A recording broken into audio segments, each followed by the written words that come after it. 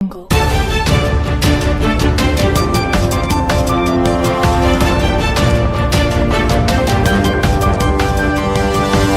Audio Jungle.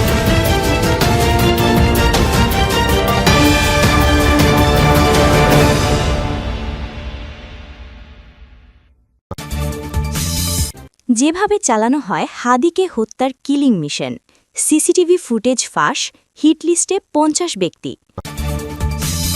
S আলমের টাকায় ওসমান হাদের উপর হামলা, ৪০০ কোটি টাকার মাস্টার প্ল্যানে অনুসন্ধানে বেরিয়ে আসলো চাঞ্চল্যকর তথ্য। এতক্ষণ শুনছিলেন সংবাদ শিরোনাম, এখন জানাবো বিস্তারিত। রাজধানীর ব্যস্ত সড়কে প্রকাশ্য দিবালোকে ইনকেলাব মঞ্চের মুখপাত্র শরীফ ওসমান হাদের উপর গুলিবর্ষণের ঘটনা প্রথমে অনেকের কাছে নিছক রাজনৈতিক সহিংসতা বলে মনে হয়েছিল, কিন্তু ঘটনার পরপরই পাওয়া গোয়েন্দা তথ্য, তদন্তের অগ্রগতি এবং সাম্প্রতিক রাজনৈতিক ঘটনাপ্রবাহ একে একে ভিন্ন এক চিত্র সামনে আনতে শুরু করেছে। সংশ্লিষ্ট সূত্রগুলো বলছে, হাদির উপর এই হামলা কোনো বিচ্ছিন্ন ঘটনা নয়, বরং এটি একটি সুদূর প্রসারী, সুপরিকল্পিত এবং বহুমাত্রিক ষড়যন্ত্রের অংশ, যার নেপথ্য সূত্র দেশের বাইরেও বিস্তৃত। তদন্ত সংশ্লিষ্ট একাধিক গোয়েন্দা সূত্রের ভাষ্য অনুযায়ী হাদির ওপর হামলাটি ছিল একটি কথিত কিলিং মিশনের অংশ। এই মিশনের মূল উদ্দেশ্য ছিল জুলাই অভ্যুত্থান পরবর্তী সময়ের প্রভাবশালী ও প্রতিবাদী রাজনৈতিক কণ্ঠগুলোকে সরিয়ে দেওয়া এবং এর মাধ্যমে দেশে অস্থিতিশীলতা সৃষ্টি করা। বিশ্লেষকদের মতে, আসন্ন নির্বাচনকে সামনে রেখে পরিকল্পিত নাশকতা চালিয়ে প্রশাসনকে চাপে ফেলা এবং নির্বাচন প্রক্রিয়াকে প্রশ্নবিদ্ধ করাই এই নকশার অন্যতম লক্ষ্য। গোয়েন্দা সূত্রগুলো দাবি করছে, এই ষড়যন্ত্রের সূত্রপাত ঘটে গত ৮ আগস্ট ভারতের রাজধানী নয়াদিল্লিতে। অভিযোগ রয়েছে, সেদিন দিল্লির লোধি গার্ডেন এলাকায় শেখ হাসিনার একটি কথিত গোপন ডেরায় একটি গুরুত্বপূর্ণ বৈঠক অনুষ্ঠিত হয়। ওই বৈঠকে দেশের অন্যতম শীর্ষ ধনকুবের এস আলম উপস্থিত ছিলেন বলে দাবি করা হচ্ছে।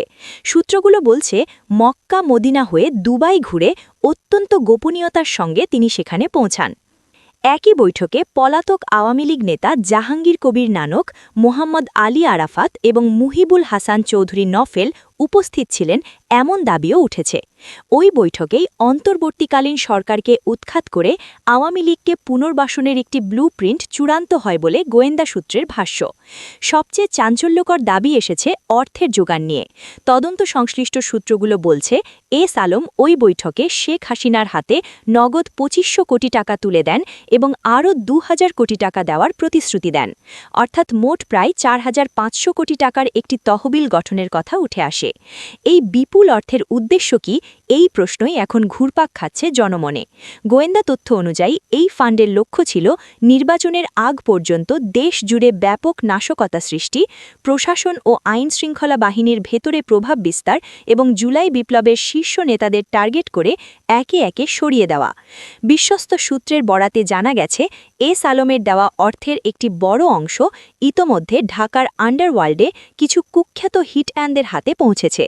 এদের মাধ্যমেই বিভিন্ন কিলিং মিশন বাস্তবায়নের পরিকল্পনা করা হয় বলে দাবি তদন্তকারীদের। এই হিটলিস্টে আরও কয়েকজন গুরুত্বপূর্ণ নাম রয়েছে বলে আলোচনা চলছে। একাধিক সূত্রের দাবি অনুযায়ী জুলাই যোদ্ধা হাসনাত আবদুল্লাহ এবং এবি পার্টির নেতা ব্যারিস্টার আসাদুজ্জামান ফুয়াদের নামও নাকি ওই তালিকায় ছিল। যদিও বিষয়টি এখনও আনুষ্ঠানিকভাবে নিশ্চিত হয়নি, তবে এই দাবিগুলো নতুন করে উদ্বেগ তৈরি করেছে। আন্তর্জাতিক মাত্রাও পাচ্ছে এই অভিযোগ। আল জাজিরার সাংবাদিক জুলকার নাইম সায়েরের উদ্ধৃতি দিয়ে সামাজিক মাধ্যমে আলোচনায় এসেছে, ভারতীয় গোয়েন্দা সংস্থার মদদে অন্তত ৮০ জন প্রশিক্ষিত কিলার বাংলাদেশে প্রবেশ করেছে। এদের একমাত্র কাজ ছিল জনপ্রিয় ও প্রতিবাদী মুখগুলোকে সরিয়ে দিয়ে দেশে অরাজক পরিস্থিতি সৃষ্টি করা, যাতে নির্বাচন ভণ্ডুল হয়ে যায়। বিশ্লেষকদের মতে, এই দাবি সত্য হলে তা দেশের নিরাপত্তা ব্যবস্থার জন্য এক ভয়াবহ সংকেত। হাদির উপর হামলার ঘটনায় গ্রেপ্তার বা শনাক্ত হওয়া শুটার ফয়সাল করিম মাসুদ নিষিদ্ধ ছাত্রলীগের পদধারী নেতা ছিলেন, এটি এখন অনেকটাই প্রমাণিত বলে দাবি তদন্ত সংশ্লিষ্টদের। কিন্তু সবচেয়ে বড় প্রশ্ন উঠেছে, জামিনে থাকা একজন দাগী আসামি কিভাবে এত বড় ও স্পর্শকাতর একটি অপারেশনে সাহস পায়। একাংশের মতে এর পেছনে ছিল দিল্লি থেকে আসা অর্থ, সেই অর্থে কেনা অস্ত্র এবং প্রশাসনিক ছত্রছায়া। এসব কারণেই ফয়সালের মতো ব্যক্তিরা বেপরোয়া হয়ে ওঠে। গোয়েন্দা প্রতিবেদনে উঠে এসেছে হামলার আগের বিস্তারিত টাইমলাইন। তথ্য অনুযায়ী ৪ ডিসেম্বর রাত ৮টা ১৮ বাংলা মোটরের ইনকেলাব কালচারাল সেন্টারে ফয়সাল ও তার সহযোগী কবির প্রায় ৬ মিনিটের একটি বৈঠকে ওসমান হাদির সঙ্গে ঘনিষ্ঠতা তৈরির চেষ্টা করে একসঙ্গে কাজ করার প্রস্তাবও দেওয়া হয়। এরপর ৯ ডিসেম্বর রাতে ফয়সাল আবার ওই কেন্দ্রে যায়, এবার তার সঙ্গে নতুন সহযোগী আলমগীর। ওই বৈঠকে নির্বাচন প্রচারণা নিয়ে আলোচনা হয় এবং এর মাধ্যমেই ফয়সাল হাদির প্রচারণা টিমে যুক্ত হয়। তদন্তে বলা হয়েছে, হাদির প্রচারণা টিমে যুক্ত হওয়ার পরই হত্যার পরিকল্পনা চূড়ান্ত হয়।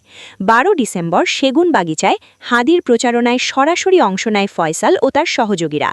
এরপর নরসিংদী, সাভার ও মানিকগঞ্জ সহ বিভিন্ন এলাকায় র্যালিতে তারা সক্রিয়ভাবে অংশ নেয়, যা ছিল লক্ষ্যবস্তুর গতিবিধি বুঝে নেওয়ার কৌশল। ১১ ডিসেম্বর প্রস্তুতির অংশ হিসাবে ফয়সাল পশ্চিম আগারগঞ্জে তার বোনের বাসায় ওঠে। সেখান থেকেই হামলার চূড়ান্ত পরিকল্পনা করা হয় বলে তদন্তকারীদের দাবি। হামলার দিন ভোরে ফয়সাল ও তার সহযোগীরা উবেরে করে একটি রেস্তোরাঁয় যায়। সেখানে তাদের সঙ্গে ছিলেন সহযোগী আলমগীর এবং বান্ধবী মারিয়া। তদন্ত সংশ্লিষ্টদের ভাষ্য অনুযায়ী ওই রেস্তোরাঁয় বসেই হামলার শেষ পরিকল্পনা ও দায়িত্ব বণ্টন করা হয়। এরপর সুযোগ বুঝে তারা হামলা চালায় এবং হাদিকে গুলি করে হত্যার পর দ্রুত দেশ ছেড়ে পালিয়ে যায় বলে অভিযোগ রয়েছে।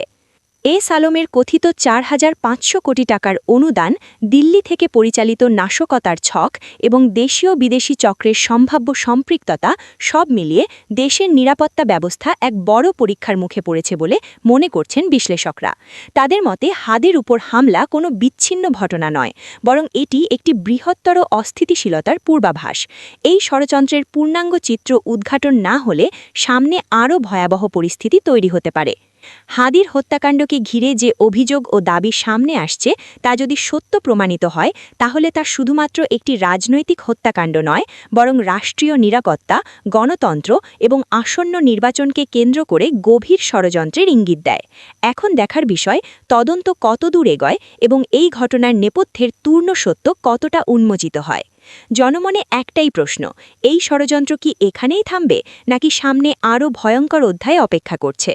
বাংলাদেশ জাতীয়তাবাদী দলের স্থায়ী কমিটির সদস্য আমির খসরু মাহমুদ চৌধুরী বলেছেন, বিদেশে থেকেও বিএনপি এবং পুরো জাতিকে ঐক্যবদ্ধ রেখেছেন দলের ভারপ্রাপ্ত চেয়ারম্যান তারেক রহমান। এটি একমাত্র তার মতো নেতার পক্ষেই সম্ভব হয়েছে। তিনি বলেন, ঘোষিত সময়ে তারেক রহমান দেশে ফিরবেন।